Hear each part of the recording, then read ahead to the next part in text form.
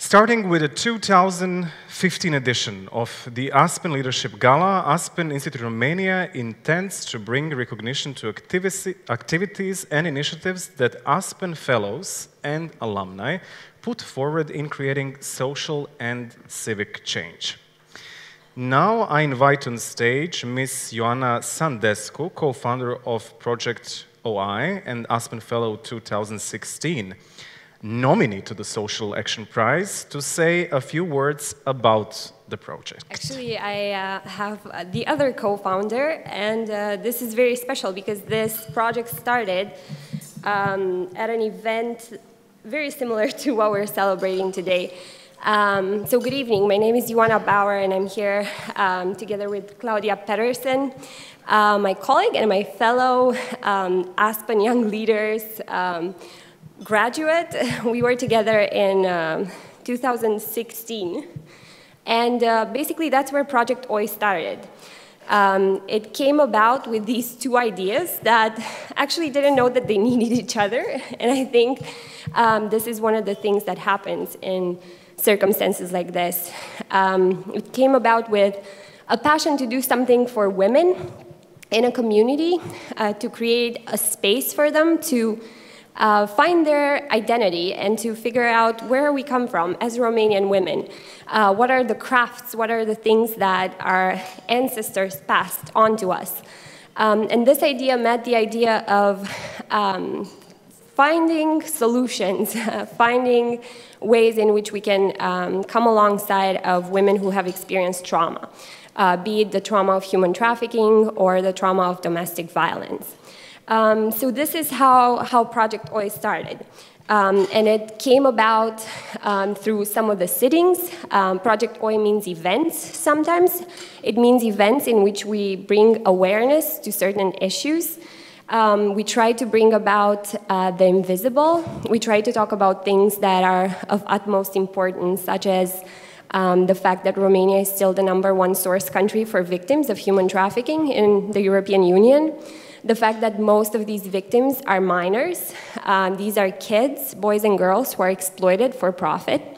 The fact that there's still not necessarily a system through which we can help these people. And then it's also about figuring out ways in which we can reintegrate women. So finding ways in which we can create work, we can create a safe place, we can create this transition from this life of trauma to an autonomous life. So Project OI thrives on partnerships. I think if you've met us, we've told you about Project OI, we've invited you to our events, because we couldn't do this without NGOs that welcome us in to do workshops with these women. Project OI wouldn't exist without the urban sittings, the Romanian șezători that we're trying to bring back, and we've probably invited you to one. It also wouldn't exist without the people who come and help us during these events, whether it's speakers, whether it's locations. So we've done a sitting from dance studios to embassies. So if you want to host one, please come and contact us. But I think this project very much embodies this spirit, and I was really happy to hear the speech. But basically, Project OI is about community. It's about figuring out how to find the come-alongsiders, the people who have the same vision, and creating the space where you can bring the questions, the hard questions, the fears, maybe the reluctance to start something, but eventually go ahead and do it anyway. And I'm going to stop here. I wanted to say some other things about the project that are coming, but basically we'll just stop at welcoming the 2018 fellows. We're happy to have you, and we hope that you will come alongside all the good things that are happening in the network. Thank you. Off to a second project, whereas I did master Atenție. I'm not sure I'll be able to pronounce this in perfect Romanian. The name of the project, Miskam Valcea. Somebody's laughing, I hope it's not that wrong. So far, so good. But knows more about it, our next speaker on the stage, Mr. Vlad Ciobanu, Aspen Fellow 2016. He will name it in impeccable Romanian, I'm sure. Hi, everyone. It's a pleasure to be here in front of you. I am Vlad Ciobanu. I am indeed a fellow from 2016 and a very proud member of this family, and I dare call it that because I think that outside of being an organization, Aspen manages to somehow create bonds that stretch through time and are more meaningful to a lot of us than many other experiences we've had in our adult lives. Few people manage to make great friendships past the age of 25, and yet here we are, almost unbreakable from our tables, planning what we're going to do after this gala is over and wishing that we had more chances to meet. I think that spirit, especially among people that can contribute to society and build amazing things together, is perhaps one of the greatest gifts that Aspen brings to all of us, and it's one that should be treasured. The project that I am lucky enough to talk to you about tonight is actually, well, it didn't really originate within the YLP, but it was very much inspired by Aspen. Which is to say that during my time in the YLP, it started off from a conversation with a dear friend and a mentor of mine, Mr. Andrei Țărnea, who also happens to be from the same county that I will now properly pronounce, called Vâlcea. But in fairness, no, you did a spectacular job. This is a county that quite a couple of, well, not that many necessarily, but a few Aspen Fellows come from. Mrs. Narcisa Grigoraș, the community's good friend, Mihai Lupu, myself, and probably a few others that I shouldn't bore you with the whole list now. However, this is a story of a county that, much like many counties in Romania, has an interesting past, perhaps, great personal stories, but not necessarily a very promising future. It doesn't have huge investments. It doesn't have tremendous natural resources like, for example, prahovamite, right, in oil. And it doesn't have a university. And that means that young people come up, grow up there, and then leave.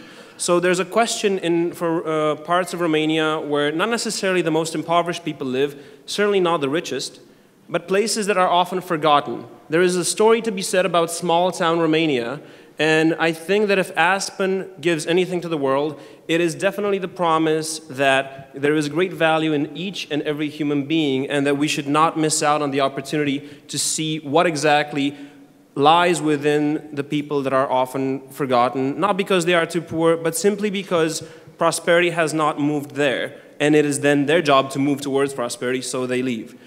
And the project that I've started there, called Mișcăm Vâlcea, tries to reverse this flow, tries to bring the mountain to Muhammad. I've had the good fortune to be exposed to many great things, Aspen being perhaps one of the greatest experiences that I've had the good fortune of being a part of. And outside of this, I can list the chance to have a great education in Sweden for a couple of years. And all of these I consider to be just lucky events. I've had the good fortune of being surrounded by great teachers. I've had the good fortune of meeting spectacular people that do amazing projects. And these have shaped my life. They have inspired me. And I think all of you can probably trace your own success in life to such momentous events that were not perhaps always your doing, or you were not always responsible for making them happen fully. So my question was, how can I get more people exposed to such chances? And I'm happy that I've met all of you and the many others who aren't here with us. The people that do spectacular projects, because we have this special bond, can be brought to small counties so that they can expose new generations of young people that would otherwise never learn about all the great things you do. They would never learn about the arts community, and there are so many creative minds out there, and I'm happy to share the stage with Mr. Borțun and all the other amazing winners of prizes here tonight. They wouldn't know about IT and programming to the extent that they could if they lived in a university city like Cluj or Bucharest.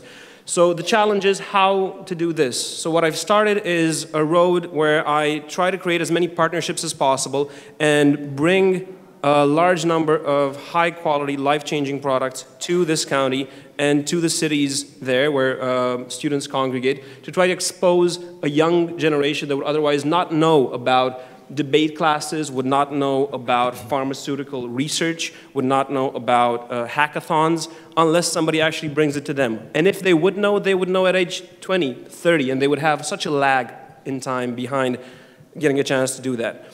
What we've done so far is built a debate school, a proper debate academy, and we're working every week with over 100 kids. We've brought the World Bank to this city to explain and teach people why they should have more faith in their county and in their cities and in themselves based on figures of how their county has developed and will develop. We're planning a TEDx conference, and we're very, very lucky to have had the good fortune to help found the first independent students association in that county. And I'm talking, of course, about under 18, still in high school students. But this is an experiment in trying to empower people, both of young ages now, but hopefully in the future also older generations, and trying to see what are the low-hanging fruits of modernity that have somehow bypassed some regions in Romania, and how we can try to somehow maybe equalize the map and make sure the cultural opportunities and intellectual opportunities are a bit more equally distributed. So we're putting a lot of work into this, and I'm happy that I've been able to find amazing people back in the city. I spend 5 days a week there to do that. And I want to thank everyone that has given the time to read the short description that we've included for these projects. I'm sharing the stage not only with amazing winners of the awards that Aspen so graciously has offered tonight, but also with 2 other projects that I deeply respect and I admire. Both my colleagues, Ioana and Claudia's project that empowers women that have gone through trauma and finds such a nice overlap of both value in the products they create and quality social mission in terms of the people they serve, but also the project that will come up next that I won't give too many, I won't tell you too much about, not to spoil the surprise. But all of these are projects started by Aspen Fellows and alumni that show you that the mission that you are supporting and the stories that you are hearing tonight are real. There is some true, real value that is being built in the programs that Aspen creates. And if you don't maybe want to over-enlarge your own experience, trust me when I tell you, working and talking to everyone in this room tonight, the experience for everyone is tremendous, and I want to thank you all for supporting this. Now I invite on stage Mr. Robert Ion, Director of Fundraising Hope and Homes for Children Romania, Aspen Alumni 2017, to present the project Preventing the Separation of Children from Their Families by Hope and Homes for Children Romania, our 3rd nominee for the Social Action Prize.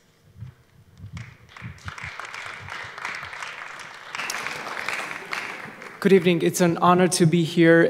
It's an honor that the Aspen community is once again looking at Hope and Homes for Children mission. I will tell you a little bit about what Hope and Homes for Children does, but before I do that, I want to say a special thanks to Iulian Trandafir, who endorsed Hope and Homes for Children this year. So thank you so much. As some of you may know, Hope and Homes for Children was actually founded in Bosnia-Herzegovina in 1994 when a British Army captain, alongside his fellow servicemen, rebuilt an orphanage in Sarajevo. And they came after that back to Sarajevo, I want to say a year or 2 years after that, and they were hoping to see children smiling, happy that they have, I guess, a roof and a home. And in fact, the children were not happy. And they soon realized that the place for children is not in an orphanage. It's not in a placement center. It's alongside their families. So for the past 20 years, Hope and Homes for Children primarily does that. It prevents the separation of children from their families. This evening, we proposed the story of a single dad who is trying to raise his 5-year-old son on a very limited income. And it's one of the many stories, it's one of the many beneficiaries that we have every year. They're actually one in almost 2,500 children that we're supporting on an annual basis. We do we have 4 main strategic areas. The first thing, as I was saying, is to prevent the separation of children from their families. The second thing is to close down orphanages and replace them with services that are closer to what a family might look like. We support the young adults exiting the system, and finally, we train people who already work in the system. I want to go back to what the young leaders were saying. There was a question asked at the end: how can we keep the momentum? And I would offer that the way we can keep the momentum is by caring. Thank you. So, who is the winner? In this room, only one person knows this answer. And it gives me pleasure to invite him to stage, Mr. Roberto Musneci, board member of Aspen Institute Romania, to present this award to one of the 3 nominees of this year. Thanks a lot. It's a great pleasure again to be asked or assigned to present the Social Action Award. This year, I'm twice happier because actually I'm coming back from Timișoara, where last night with the Italian Chamber, we awarded 3 NGOs which are working on developing the local communities on relatively similar projects. So I'm really in the mood, and so I'm very happy. I'm also happy not to have been really the one who took the final decision on this award, because they are incredibly powerful projects and very vividly presented by their organizers. Really going from social enterprise, particularly touching on the re-inclusion after human trafficking, into developing through a number of cultural activities the self-confidence you need to develop an area, and then to protect the families. I mean, I'm Italian, there are 1.2 million Romanians in Italy. Many of them have left their families behind, so I can see in many instances vividly the need of these projects. And the winner is really difficult to say, but the winner is Mișcare Vâlcea.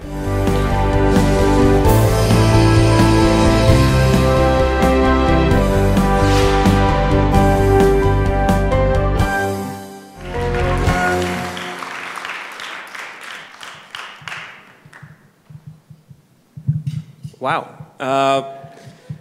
Thank you. Thank you so much. I'm not really sure where to start, but I'm going to try to keep it shorter so I can tell you where I'm going to be ending in less than a minute. First of all, thank you all for having enough trust to put the Institute's name next to this project or behind it. It fills me with a great joy, but it also humbles me, and it's a great challenge to try to respect the honor of getting this award. I'd like to thank my friend and my colleague Bogdan Ioan for nominating this project, and the people in the community that voted for it. This was I'm sorry.